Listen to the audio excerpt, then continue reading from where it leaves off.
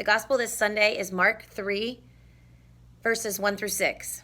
And it's John the Baptist is the main character, and he is going through the region proclaiming repentance and telling people to seek forgiveness. He was called by God to prepare everybody for Jesus, for the coming of Jesus. And that isn't an easy task. I know as a theology teacher, I am kind of given that same task.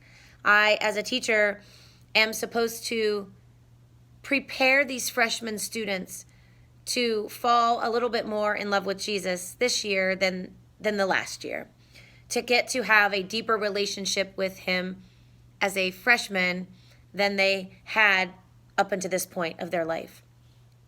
It's a huge responsibility. So John the Baptist's role was so important. And during this Advent season, he inspires us to look inward. Are we prepared? How are we preparing to allow Christ to enter our lives on the day of Christmas? We celebrate his birth, but more so than just remembering that he came into the world, knowing that he still comes into the world. He is here. We have the opportunity to prepare ourselves for him, to allow him to come into our hearts. We make room in our hearts, in our lives, for so many things, but we often forget to make room for him. And so this Advent season, what a great time to just stop and think. Am I preparing my heart for not only his coming, but when he comes again?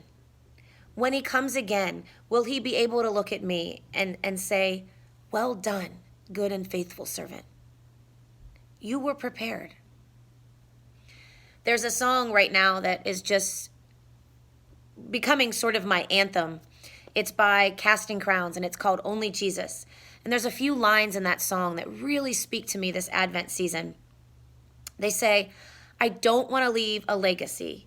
I don't care if they remember me. Only Jesus." Then they go on to say, "I've only got one life to live. I'll let every second point to him. Only Jesus." This Advent season, that's what I'm going to focus on.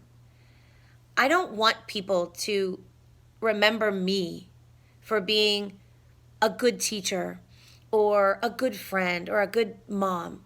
I want them to remember that they saw Christ in me, that they saw somebody who opened up her heart and allowed God to work through me to make a difference in the lives of other people. I want my legacy to point to him.